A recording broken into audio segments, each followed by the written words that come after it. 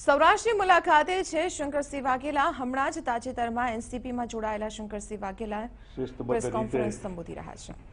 લોકશાહીના મૂલ્યોનું રક્ષણ હોય કે નેચરલ કેલેમિટીઝ હોય, ક્યાંય સરકાર, સરકારી તંત્ર યા બીજા કોઈ બદમાશોથી ત્રસ્ત પ્રજા હોય તો એક એનજીઓ તરીકે ગુજરાતભરમાં એક નવી તાકાત ઊભી કરવી, ફરીથી એની શરૂઆત રાજકોટથી થઈ રહી છે। આપણે બેકગ્રાઉન્ડ માટે એક પત્રિકા આપી હશે, એમાં પ્રિએમ્બલ છે, શું વોટ યુ મીન બાય શક્તિદર, એની પાછળ પ્રાર્થના જે કરતા હોઈએ છે એ ઇતની શક્તિ હમે દેના દાતા, અને એના નીચે પ્રતિજ્ઞા છે કે કોઈ પણ જાતની સૂગ રાખ્યા સિવાય મારા વાણી વર્તનનો, વ્યવહારનો કંટ્રોલ કરીને સામાન્ય માણસને મદદરૂપ થવા કોશિશ કરીશ।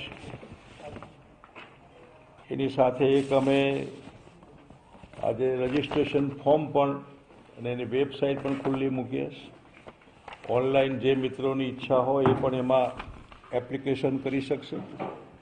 હાર્ડ કોપી પણ અમે રાખવાના છે ને આજે 3 વાગે એની મિટિંગ સૌરાષ્ટ્ર વિસ્તારની રાજકોટમાં છે, 4 વાગે આવતીકાલે અમદાવાદમાં મધ્ય ઝોન, ઉત્તર ઝોન અને અમદાવાદ શહેરની અમદાવાદમાં ગાંધીનગરમાં મિટિંગ છે, અને 10મી ફેબ્રુઆરીએ 3 વાગે સુરતમાં, એટલે દક્ષિણ ગુજરાત, ભરૂચ અને વલસાડની વિસ્તારની બધા જુવાન મિત્રોની, જે 18થી 50 વર્ષના જે યુવાન ભાઈ બહેનો હોય એના માટેની મિટિંગનું આયોજન કરેલું છે।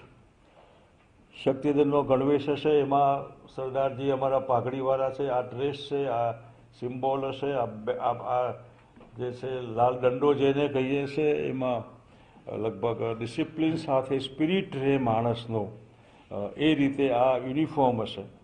એમને સમયે સમયે સાવધાન, વિશ્રામ, તાલીમ, બાકીની તાલીમ, ડિસિપ્લિનમાં બેસવાની, એમને બૌદ્ધિક અને શારીરિક કેવી રીતે સક્ષમ કરી શકાય એની પણ તાલીમનું આમાં આયોજન છે, અને સારા લોકોના ભાષણો, સારા વિચારો, એમ કરીને એકાદ વર્ષમાં 1 લાખ લોકોનું, સૈનિકોનું આ સંગઠન ઊભું કરવાની નેમ છે। આ એનજીઓ છે, અને વ્યવસ્થિત રીતે જે જુવાનિયાઓ આજે ખોટી રીતે ડાયવર્ટ થતા હોય, બીજા રસ્તે વળતા હોય, તો શક્તિ દળ નામે એક સંગઠનની રચનાની અહીં તેમણે વાત કરી છે કે એનજીઓ રીતે આ સંગઠન કામ કરશે, જેમાં એક ચોક્કસ યુનિફોર્મ હશે અને તેમાં રજિસ્ટ્રેશનની પ્રક્રિયા પણ આજથી શરૂ કરવામાં આવશે। સૌરાષ્ટ્ર વિસ્તારમાં રાજકોટમાં આજે સાંજે તેની એક બેઠક પણ હશે, તેનો એક યુનિફોર્મ આપવામાં આવ્યો છે। સાથે જ અહીં શંકરસિંહ વાઘેલાએ કહ્યું કે અહીં કોઈ પણ 18 વર્ષથી 50 વર્ષની ઉંમરના કોઈ પણ વ્યક્તિ પોતાનું રજિસ્ટ્રેશન